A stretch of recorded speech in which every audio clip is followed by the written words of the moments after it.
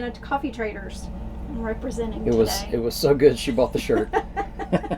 It is good coffee. So we've and we've kind of tried some of their different blends. This is what, Travelers? Yes, that's Travelers blend or something like that. And then we have Treasure blend waiting on us when we run out of this. Yeah. Which doesn't take long. Not the way we drink it. Yeah. So we wanted to get back on and just kind of update everyone on where we've been. Because when we last left, we were in Citrus Heights, California. With Katie and Nathan. That's right. And so go check out that last coffee chat. Yeah. And it'll keep you updated, as we go along. But we were with the Mariposa Avenue congregation at that point and stayed with them for a week. And actually stayed on their property. And, yeah, that was nice. Yeah, and that was. So if we're ever coming your way and you have a place for us to stay and hook up, that saves us a lot of money. That helps. It's really great. Definitely especially does. In California. It was really good. Yeah. And we got to spend a lot of time with Nathan and Katie that way. Yeah. And the church. Like I got to go to the ladies' Bible class and and tell them about my side of 416. That's right. That was really good. Is your side different than our side? My side? Yeah, of course it is. Okay, that makes sense. All right. So we left there and we drove up through the redwoods. Yeah. And Northern Highway California. 101. Yeah. Highly recommended. Yeah, that was good. very cool. And we drove we drove up the coast into Oregon, up the Oregon coast, and that was probably one of those shocking type drives. Like, I had always heard it's pretty and you should see it. Yeah. See the coast, drive the coast, but until you've actually seen it, it's just we took pictures. I'm sure you'll post a couple of videos or pictures, but I mean it never does it justice, but it's so pretty. And there's a lighthouse on the way. We stopped and took a picture or a video. Yeah, and actually there's several obviously going up the coast. And, we didn't get to go. It's hard when you have a 30-foot camper behind you to pull in some of those places, especially on the 101. So that was that made it a little difficult, but it was really beautiful, wonderful drive. And we were to see our friend Lisa. And we were going to see Lisa, who's up, and she actually lives in Washington, but we'll kind of explain that. But she worships with the congregation in Beaverton, Oregon, which is basically a suburb of Portland. But we drove to the east side of there, about an hour away from the congregation, is where we actually stayed in Cascade Locks, which was beautiful.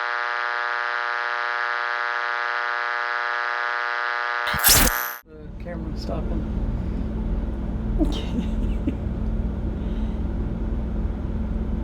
We had to get more coffee. Love it when the camera just doesn't record. But 3 minutes. It just stopped after 3 minutes. I don't know what happened. So take two. Yeah, here we go. All right, so we were talking about driving up the Oregon coast. Yes. And how beautiful it was. Yeah, it really was. And we got the opportunity to go to Tillamook. Yes. Here it is. Tillamook. Yeah. And cheese, ice cream, all the stuff. And, so good. Yeah, and we went in the museum. It's free, first of all. Yep, doesn't cost. You only spend whatever you're going to take and eat and all of that. Right, and so you get to go in the museum. Of course, they have a long history. 1909 is what it says on the coffee cup. But you get to sample cheese and you get to sample ice cream, choose what you want, and all that. So they have really cool postcards. I have this one left, but they have them shaped like that little VW. Oh yeah, that's right.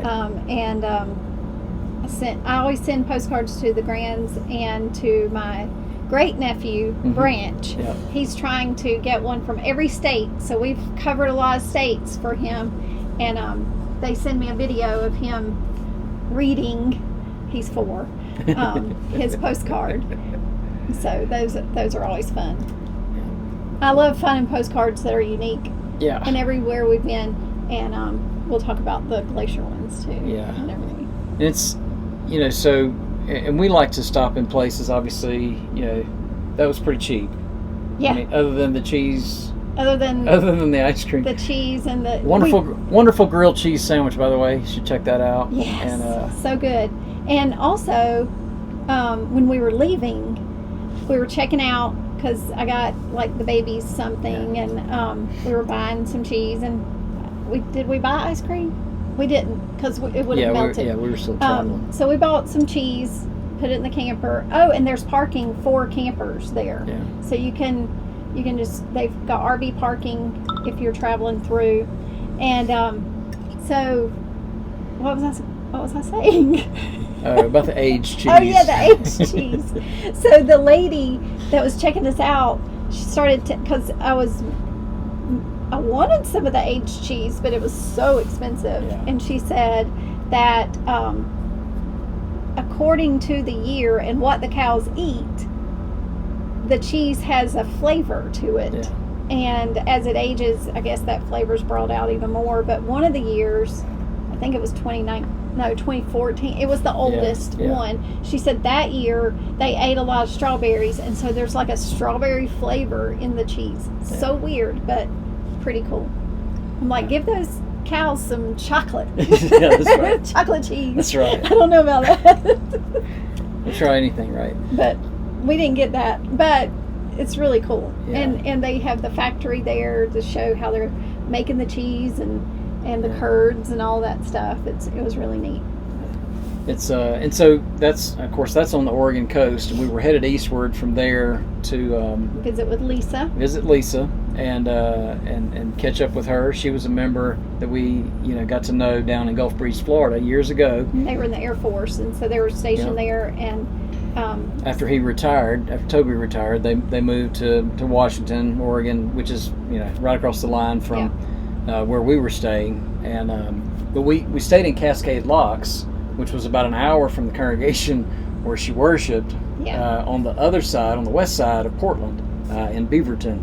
But we got to meet with them, got to meet their, a lot of their members, went out to eat with one of the elders and his wife, Deacon and his wife, and with Lisa, and just got to know them. They were interested, just asking questions about the work that we're doing, and so we were getting an opportunity to talk to them. And Lisa showed us around. We got to visit all kind of stuff in the area. We got to Hood River, Oregon area. They had the windsurfers. Oh yeah, is that what kite surfers. Yeah, kite surfing. Surfers. That's a huge area for that. And so that was pretty neat. We got to watch those guys out there on one of the days. We went back another day. There was no wind, so there was no kite surfers. But we sat. Yeah, and drank coffee. Just sat. It was like glass out there, on the Columbia River in that particular area. It was kind of like a little inlet right there. And Lisa's a coffee drinker, so she took us to this lodge. Yeah. I think their son used to work there. That's right. And I guess there, and then the lodges out in Glacier too, but you can just go in and they have coffee shops, sometimes restaurants, but you can just go and sit and look at the mountains, and it's so peaceful and nice. Like resorts in other areas of the United States, not so much. Like you have to pay to be in there. Yeah. Well, they want you to come in, obviously, and especially for their restaurants and things like that. And but anyway, so we went there, a lavender field, and like Wayne loves ice cream, so anytime you say, "Hey, there's ice cream," we're going. Yes. But this ice cream was infused with lavender and lemon, and I wasn't quite sure about eating lavender ice cream, but it was delicious. Yeah, I was skeptical, but I'll try ice cream of any kind. So it was very good, very refreshing. Yeah, and the lavender fields were not blooming. I'm sure it's just even more peaceful and beautiful. But it was up on a hill, and you could walk around the farm, and it was just a neat place. And we enjoyed time with Lisa. Yeah. And then we moved on over back into Idaho. Yeah. We kind of come full circle back to Idaho, and we were there. Sandpoint. And we were in southern Idaho before, and now we're in northern Idaho. At this part of the trip, and so we were in Sandpoint near Coeur d'Alene, and which is a beautiful lake area that if you've visited anywhere in northern Idaho, you know about that. But you're up in the Panhandle, and so the last couple miles really before the Canadian border. Mm-hmm. And so at Sandpoint, their preacher, Jesse LeMay, and his wife, Nadia, they've been there about a year. And she's from Australia. Yes. So she's got a neat perspective of working with people in the church, and I love talking to her. Yeah, and we'll have a video out, talking with them and getting to know them and introducing y'all to them as well. Both of them went through Bear Valley. That's right. And so they have a neat perspective on the school there. We had a little connection that she met Caitlin. Yes. Back when they were in Bear Valley. So right, that's our daughter-in-law, Caitlin. Yeah. And so that was neat for her to know, because she went on Facebook and friended me, and then she was like looking at all of our mutual people. How do you know these people? And so that was just neat. It makes the church that's so big really small and know that we're all family. That's right. And we got to meet, of course, part of the reason we were going there, Colin and Sarah Henley, and Colin was a member at Eastside when we were there in Maryville, Tennessee. Yep. And his mom Janet said, "You have to go and see them. go check on them, the kids." And so anyway, Sarah's parents are there, Martin and Julie Johnson. Well, I don't know why I almost forgot the name, but yeah, they have an off-grid living channel on YouTube that you need to go check out. We'll have the links for that. Neat. They're modern off-grid living. Yeah. Which I think, even if you're not interested in doing that in your life, it's neat to watch how they did it. Yeah. And just gardening things that they do could be helpful. Just all kinds of neat. They lived in a tent for a while. Yeah, while they're starting to build their house and drying it in. I've watched some of their things, but I want to go all the way back and watch it all. And it's, I think right now they're working on, they're tiling a bathroom. So anyway, check their channel out.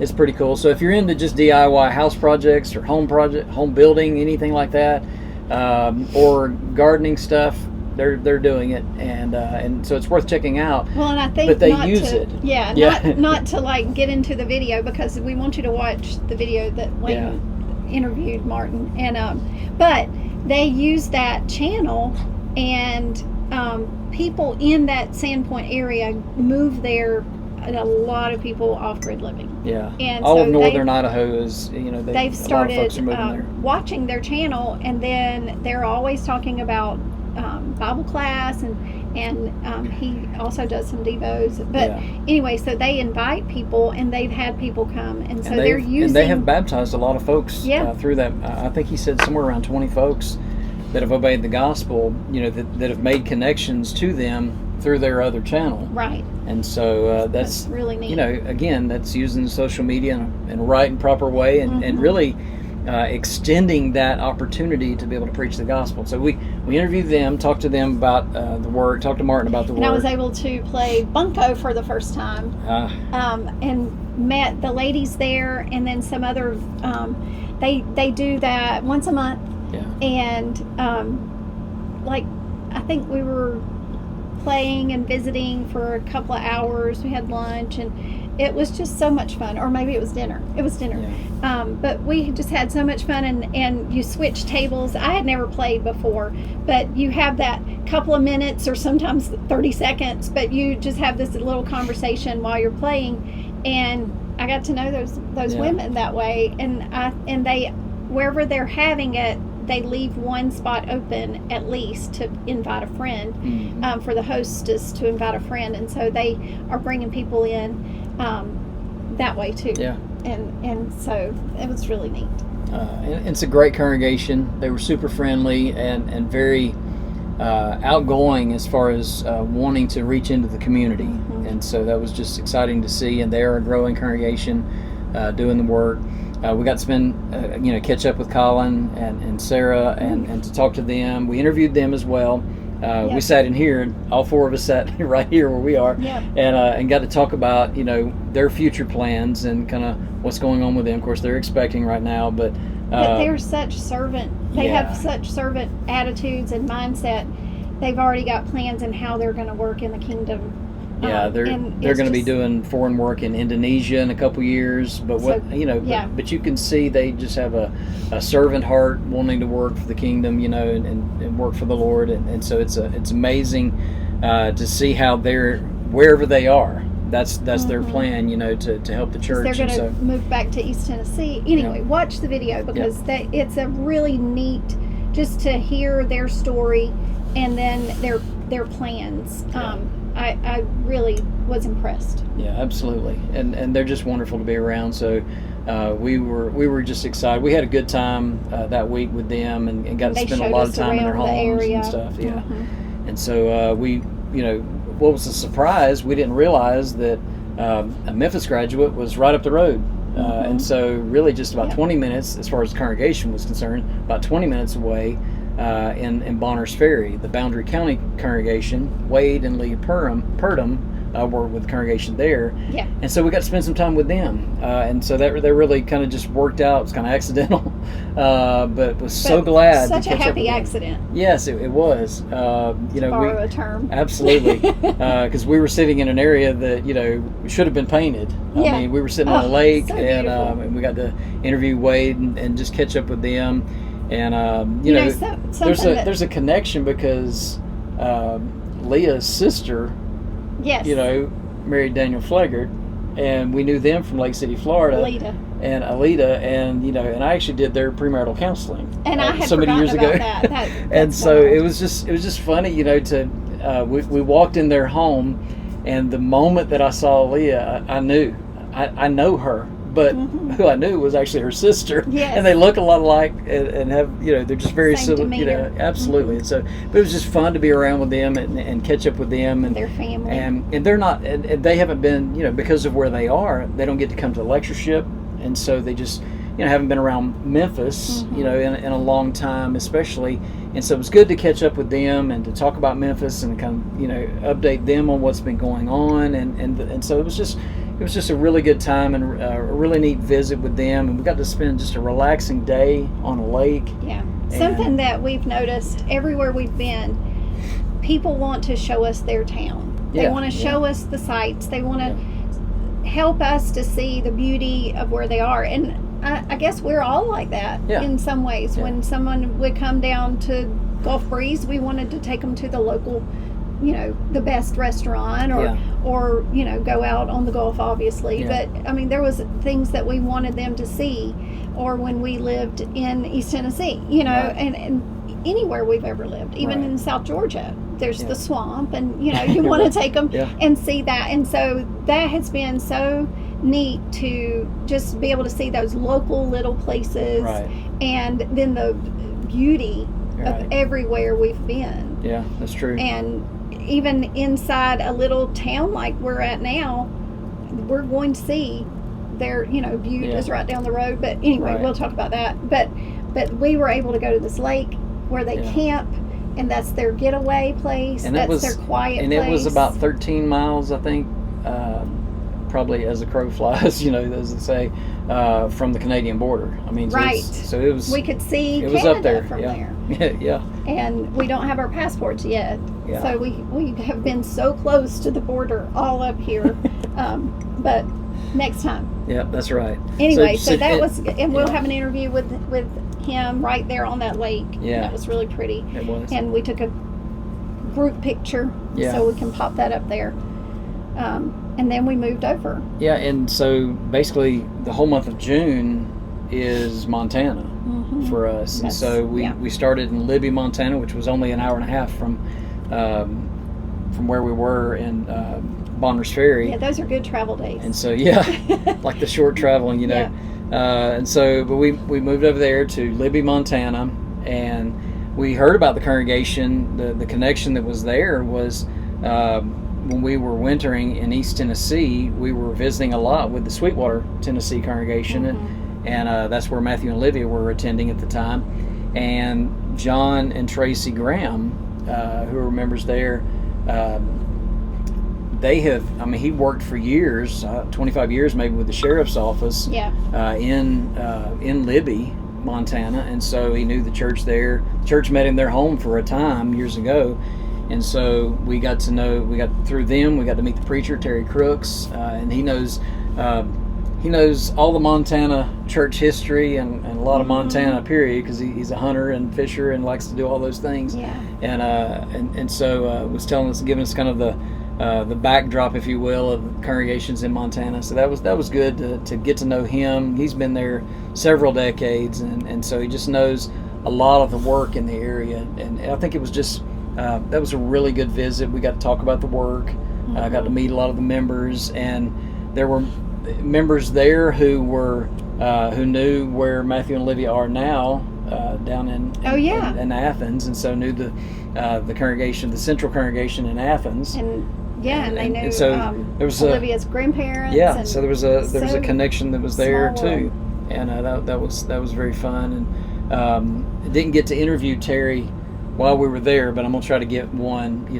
We'll get on StreamYard or Zoom or something and get an interview with him, and just to talk about one of the themes that we're noticing, especially through northern Idaho into Montana, is obviously there's a need for preachers to come out this way, and so that's something that we want to continue to highlight and talk about, and we'll talk more about that with Terry in that interview. And so we'll try to get that done as soon as possible, and get that out. Yeah, because when we went over to Columbia Falls to the Glacier Church, thing, they need a preacher, and even right down the road from there, Kalispell is needing. They're looking for a preacher, I think, as well. So, and if you have the right mindset, knowing that you're going to be, if you're coming from the east over, but if you have that adventure mindset, but the thing that I thought about was how safe the areas are for families, and whether you put your kids in public school or homeschool, I mean, it's just a good environment. All the congregations that we visited are just so sweet, and they want families. Some of them are more older congregations, as far as age of the people, but there's also young people, and a lot of times when you walk in and you see there's even two families with kids, it draws other people in. Absolutely. And you can draw the community in that way. And so if you can have that right mindset to come out here and get to work, I mean, that's what Wade and Leah did. They just came and got to work. And planted themselves. They're way away from their families, but they've made it work. And knowing that they would be, if somebody came out here, the churches, the people know that the preacher needs to go and visit. Go back and visit family.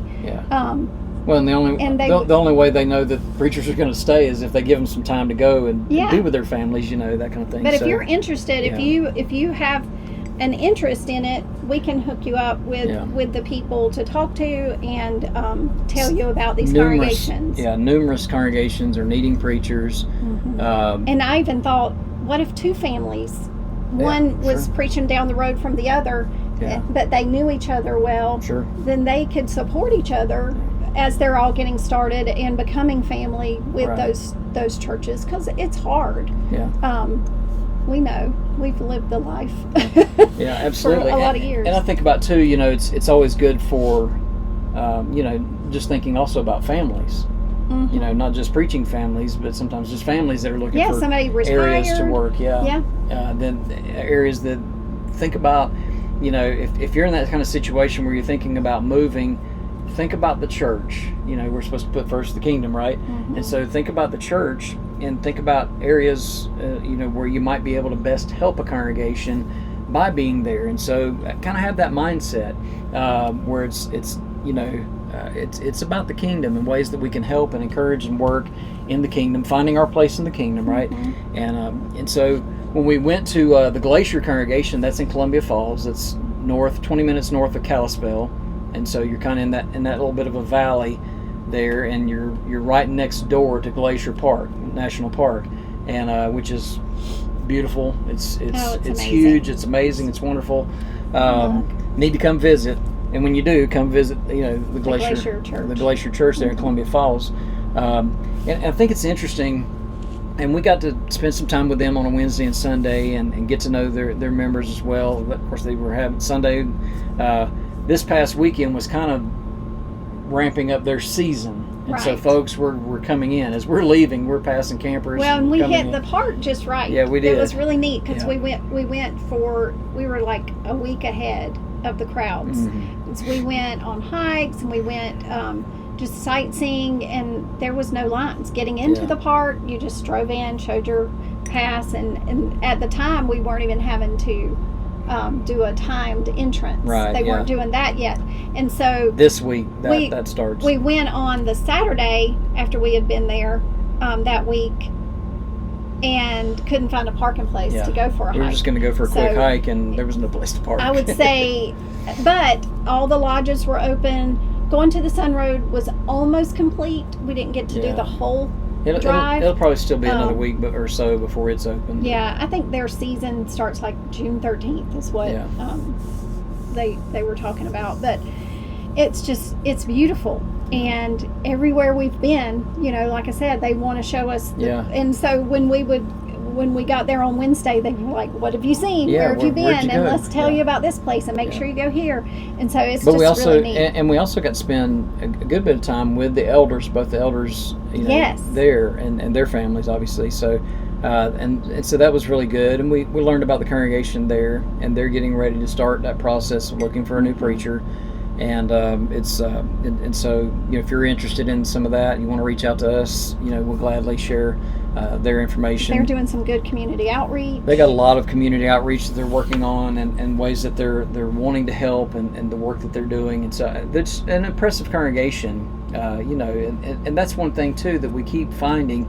These smaller congregations have their struggles, no doubt, but they're still working. Mm-hmm. And still holding to the truth, and so I love seeing that. That's encouraging to me to see over and over, and I just think it's something that we want to definitely continue to highlight as we go about.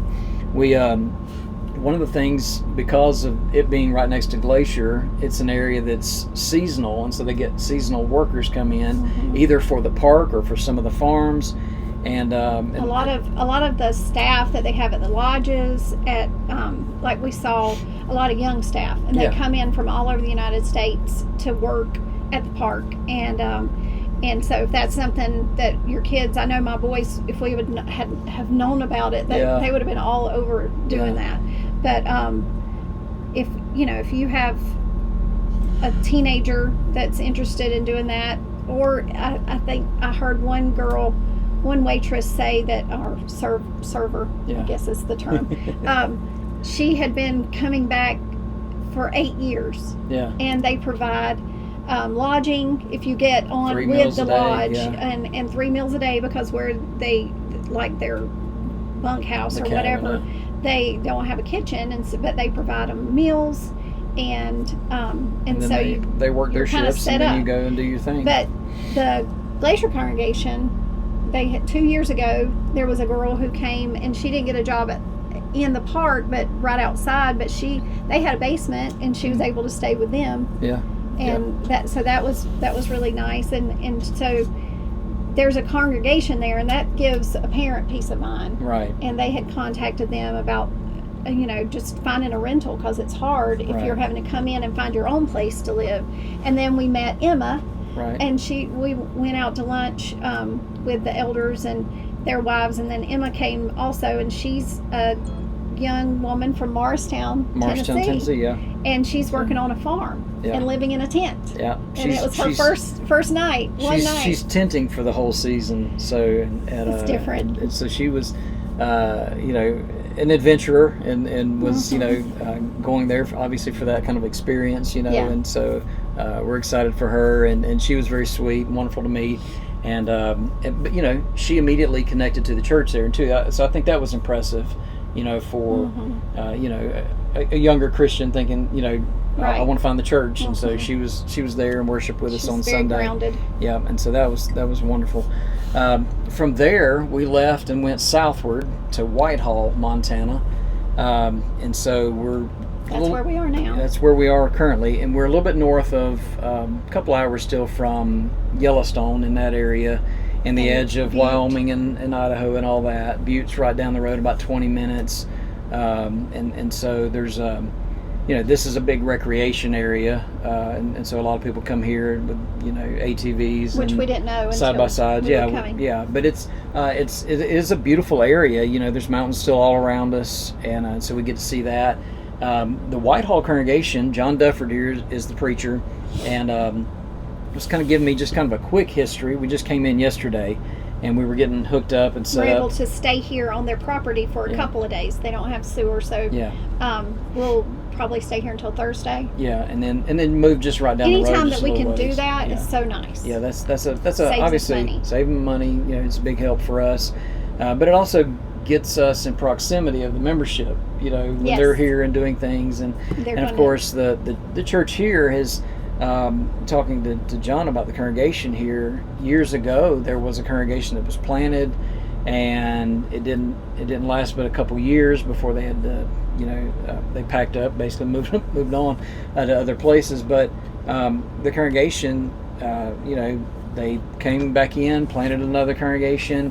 They were meeting in a home for a minute. There was a member who was buying a home and letting the church, let the church meet there, I think, for just a moment in time, and then he passed away, and that was our connection to him would have been. That's how we heard about the congregation here, was through folks down in Albuquerque. Yep, and so Dan and Paige. Well, it was Dan's dad who was here and bought a house here, and so they told us, hey, come and visit the area, and meet John and meet the congregation here. And the congregation's been very resilient since that time period. They've had to meet the VFW, and then there's a member here who does, he's got an auto shop, and on the back of that shop, basically they built a room for the church to meet, and built another room for an apartment for the preacher. Oh, that's neat. And he also does some. He makes violins and stuff too, so that's interesting. I'm ready to kind of check that out too, and see his work in that. And so, but he's got a little shop area too that he does work. And they meet, I think, every Tuesday. And tonight they're supposed to have a meal. All their members get together, and so they do Taco Tuesday. Like once a week or something. I think it's once a week. And so I'm excited to eat some tacos. Yeah. And to spend some time, get to know them, obviously, and then and they meet on Thursday night for Bible class instead of Wednesday. And then, of course, we can go over to another so church. Wednesday night we're planning to go over to another congregation we were told about, and so we'll talk about that on another episode. But and then I'll get to be with them on Sunday as well, and then from there we will be moving over to East Montana, to Sydney. 2 days travel for us. But we get to go to Sydney, and the exciting thing about Sydney is the fact that it was one of the first congregations that called the school asking for encouragement. Yes, and so it kind of validated what we wanted to do. And they called about a week before it had been announced. Yeah. And so I remember Michael took the call, Michael Clark, and he said, give us a minute and we'll get back with you. Yeah. And so I've been in touch with Sarah Martin since then, and she's the preacher's wife. Yeah. And it's been really neat to get to know her just through messaging, and so we will be there next week. And finally, we made it to Sydney. And if I understand right, it's one of the elders who's doing the preaching. Yes. And so out of necessity. Out of necessity. And so when we get over there, we're going to get to spend a lot of time. We'll spend a whole week with them. And we'll report back all of that. We'll pick up there next, obviously, and start talking about that. One of the things that, as we kind of start to wrap this up, we just wanted to, it seemed like it had been a while since we had at least been reported. Well, and after Sydney, we start going south. Yeah. Start South Dakota. Yeah. And then see the grandkids. Yeah. Back to family and be able to catch up with them, because it's been 3 months, and that's hard for us. But I think, and this especially, what I want to highlight is the idea that obviously there's a need for preachers. out in the West. There's a lot of good brethren that are out here doing the work, wanting to do the work, wanting the help, needing the encouragement. Maybe even families that are looking for places to move and that would want to help the congregation in that kind of way. These are wonderful brethren, and what I love is the John and I were talking. We kept using the word resilience. There's a resilience. There's a kind of an independent spirit. We had met some other folks in a campground, not members of the church, but just talking about folks in the West, particular to California. But when we were talking about, there's this independent spirit, and there's a little bit of that goes on. But as far as the churches in Montana, they all know each other. They're all kind of spread out, so they don't get to spend a lot of time together. There is a lectureship in Montana that takes place every year, and so a lot of them that's kind of where they get to catch up, every year, same as we do back home, obviously. But it's the they keep up with one another, and so they keep checking on each other and trying to encourage, and I think that's important. So there is a support system kind of built into this area. And if you watch any of the preacher videos, you find that out for sure through those videos. It's a need. Yeah. That you find out that's a need. Yeah. And so if you don't have connections with other people, you start struggling. Yeah. I mean, it's a necessity. You need that support. Congregations need that support. Preachers need that support. Brethren need that support. Right. And I think that's... And so that's what we're trying to make those connections as best we can, and find out if they're already connected, and because I think Wade even mentions in his video how the Zoom call and how that helped him so much, and it still does. Yeah, through some that are in Montana, but even some that are in Washington. Yeah. And so... No, Idaho. Washington. Well, northern Idaho, but also in Washington, Yes. And so it's where, he was That's right. connecting with a lot of those preachers and trying to, they were doing Zoom and trying to make sure they were just checking on each other. Mm-hmm. And praying for each other. Yep. And so I think that's good. We're thankful for you, following along and keeping up with us. Yes. And we would love for you to keep praying for us. Yeah. And if you know of a preacher or preacher family, because sometimes we're doing things behind the scene that we can't really report as personal things, and we love to talk to people and help in any way that we can, encourage. So if you know of someone, individual, preacher, leader, anybody, we would be happy to call or contact or even go and visit if we can. Just make those connections. And if you know of a congregation that would like for us to come into a seminar, we have edification seminars, finding their place in the kingdom, whether it's the congregation or individual.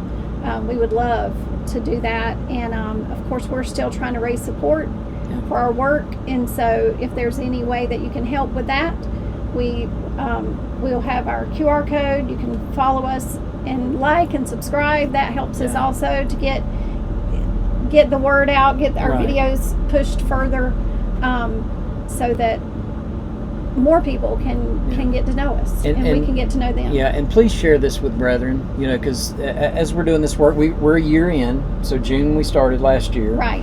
And June 1. That's for Michael.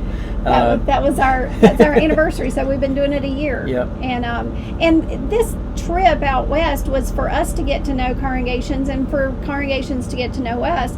And so hopefully the next time we come, we will have a work that we're going to do with a congregation, and then we will plant ourselves. We'll come straight to them instead of doing this big circle. Right. And that way we can spend more time. More time to get to know their needs and have a purpose to come and do for that congregation. Right. Whether it be just a seminar, but we would be here a week before, maybe a week after even the seminar if we were doing that.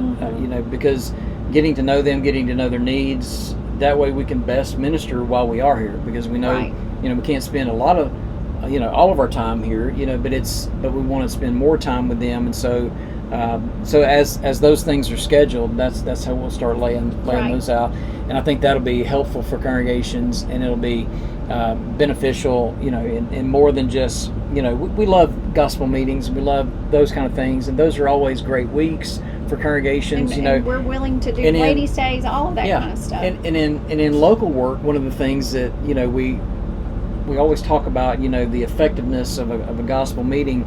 But usually, that preacher comes in and he's there maybe the day before and leaves the next morning after it's over, and he's gone. But he has to get back because he's got other work to do. So we can spend a little more time with the congregation on the front end, and even in the on the back end, doing some follow-up studies, or just continuing to encourage. But we get to know a little bit more of the needs, and can be hopefully more helpful in those times that we are with them and speaking to them, and those kind of things. So that's kind of our purpose, and the way we've kind of over this year we've figured out kind of what will work a little bit maybe better to help congregations. So we're always grateful for those congregations that reach out. But so you may know of congregations that would benefit in this way, or preachers, or just members. If we can help and encourage in some way, reach out to us. We'll have all of our information in the description below, and so you can share that with those who would find it helpful, and continue to follow along, and we'll see you further down the road.